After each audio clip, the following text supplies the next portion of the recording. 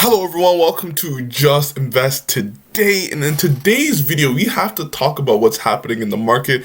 You see a lot of these stocks are crashing.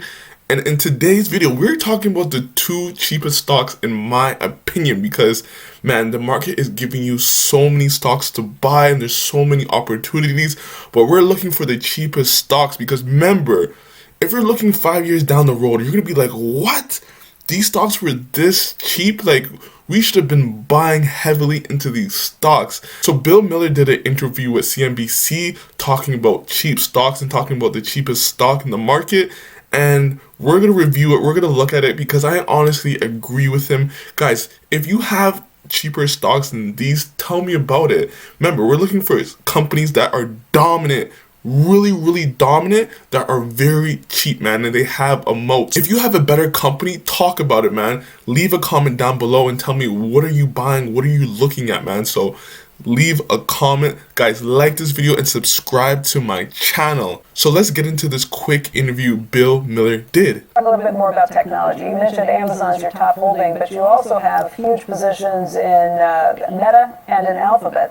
Those are positions you've held for a while too, but are you buying in technology at this point? Are the things you're adding to, or you think that these are growth stocks at this point that can withstand any of these pressures? Yeah, so I mentioned Amazon. Meta is very cheap. On an enterprise value to EBITDA basis, it's cheaper than IBM. And Meta is actually... Can you imagine? Facebook is cheaper than damn IBM. Who would have thought in a million years a company growing 37% revenue growth is cheaper than damn IBM? Like, this is not a joke. Like, they're growing 37% revenue growth. Facebook is trading at a price to sales a freaking 4. Like, can you imagine that? One of the biggest companies, most dominant companies, is trading at a price to sales of 4. And this is all because of short-term issues. People think this is going to be forever. Facebook is never going to come back. If Facebook is dealing with these issues, Snapchat, TikTok have to deal with the same issues. It's affecting everyone. And if Snapchat does better job, you don't think Facebook can readjust their business and do a better job? Snapchat and TikTok can use good ads. You don't think Facebook is going to be able to come up too as well? That's just insane if you think this problem is going to last 4 or 5 years down the road. Like, people are not realizing what's really happening. And on top of that, we have to think about this. Most downloaded apps in February. TikTok leads in Facebook family of apps, continues momentum with 4 of the top 7.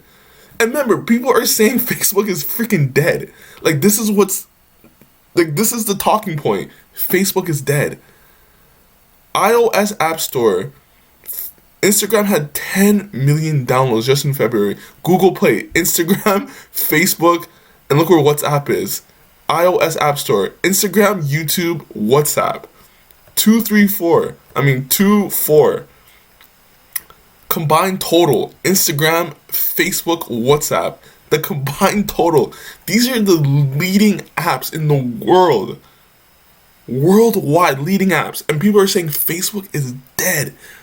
They don't realize how strong the freaking moat for Facebook is. Do you remember when everyone went offline? When Facebook went offline for like a day and a half? People were crying and complaining. That's how you know how strong this company is. People are like, oh, you know a company is super strong when everyone hates the company, when everyone hates the CEO, but they still use the product. That right there just shows you how strong Facebook is.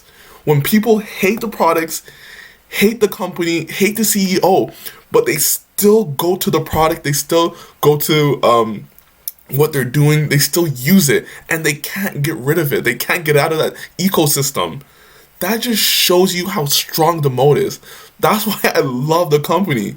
People hate the product, but they love using it. They can't stop using it. That's how I know this company is going to go back to 350, 400 easily. Like, it's not even a question of when they're going to do it. They're going to do it for sure. The only thing that's going to stop it is freaking regulations. Like the freaking Biden or whoever is going to stop it. growing. The issue there is the capital allocation to the metaverse, as Mark Zuckerberg says. Yeah, and that's the biggest problem with Facebook is the capital allocation. But people are saying it's not going to go anywhere. But I'm seeing Oculus growing 100% year over year. And even if it doesn't make out, they still have a strong freaking ad business growing and growing and growing. So even if that doesn't work out, they still have something to lean back on. And what do you want them to spend their money on? You want them just to have money in the freaking bank and just gathering? Like, why do people just want Facebook just to gather money? Don't you rather them spend on something they think is the future rather than just have a bunch of money in the business? Like, I'd rather, even if it's a waste, I'd rather them actually trying to get at something and seeing what the future holds than just having your business and just gathering money. It's stupid. And we're not necessarily believers in there, but the market isn't a believer either, and so you can get it very cheaply. We do have a big position in Alphabet. We have not been adding to it. We have a position and a growing position in Alibaba, which is, I think, the cheapest big cap stock in the world. And he said Alibaba is the cheapest big cap stock in the world, and I agree with that. The price is there at 12 times earnings, at next 12 months earnings, and at a 5-year low for a company that is, a dominant global player. We think that's very cheap as well. And that's the key thing right there. It's the dominant global player in the world in China. And China is the fastest growing economy, or one of the fastest growing economy. Probably like India's growing crazy too, but like one of the biggest with the most people. So think about it. Like, that's just going to get bigger over time. I can almost guarantee you that 5 to 10 years out, Alibaba is going to be bigger today. And that's what we need in our head. We need that certainty of the company and where it's going to be 5 to 10 years out. I'm not sure where the stock price is going to be, but I know that business is going to be bigger 5 to 10 years out, which will tell you that probably because usually the stock price follows the business aspects. So if you're going to say that, we already know Baba's going to be way bigger 5 to 10 years out. So even Bill Miller thinks that too, that Alibaba is one of the cheapest stocks out there. And when you really think about it, you have to even look at what's happening right now in the market. And I even think at a PE of 26, and he says the forward PE is like 13. The PE is at 26 because of what happened with their customer management revenue. It declined, so they kind of declined in actually EPS this year. But when you look at the big picture, which a lot of people don't want to look at when it comes to Alibaba, is they're trying to create more value. So they're going to take EPS hits because they're creating more value for the customer first. They're thinking about the customer, and then they're going to worry about their earnings per share later, in my opinion. On top of that, the government is coming in saying, oh, we pretty much don't want to don't charge overly expensive on fees because the economy is not growing as fast now. So I think Alibaba is kind of leaning back on that. But remember, Alibaba is still one of the cheapest stocks out there. Look at this article that says why Alibaba is the cheapest company in the world. Alibaba Holding is probably the cheapest company in the world outside of Russia, as investors put a high China risk premium on the e-commerce giant. And this is so true. Alibaba shares have fallen 57% in the past year. The shares began to tumbling because of the China government crackdown.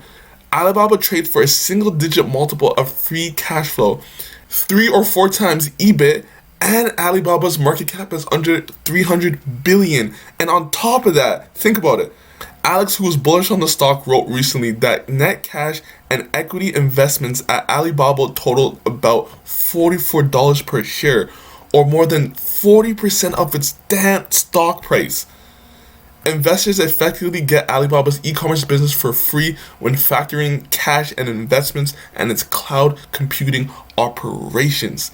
And that's what the market is trying to tell you, that that's how cheap the business is. That's what the business is selling for. Facebook has to be one of the cheapest companies in the world. Alibaba right now has to be one of the cheapest companies in the world. If you know of another cheaper company than these two companies, because remember, these two companies are dominant with strong moats. Like, e-commerce is not going anywhere. Alibaba won't go anywhere. It's still going to be the number one player for 5 to 10 years out. Competition is not going to kill Alibaba's moat because the network effects is just way too big at this point. Like, if you want to sell stuff, you pretty much have to go to Alibaba, or you're trying to sell stuff on a platform. You're going to Alibaba, one of the first things you're gonna do. Facebook, what else platform or what else app or platform you're gonna use to sell your products, man? Like, or advertise on? It has such a huge network of people. Like, where else are you gonna freaking go? You're gonna go to Snapchat, you're gonna go to TikTok. Like, think about it. TikTok is all for kids, Snapchat kind of for kids and adults. But think about it. Facebook is where you're gonna advertise. Even if it's a lower amount, you're still gonna go to Facebook, especially when it comes to social media. You're not gonna be as effective on YouTube or on Amazon. Amazon has a different type of people using Amazon and searching for products. So this is just my opinion. I think these stocks are incredibly cheap. Two of the cheapest stocks in the world, in my opinion, man. So tell me what you think about this video. Like it, subscribe to my channel, get back to you in the next video. Peace.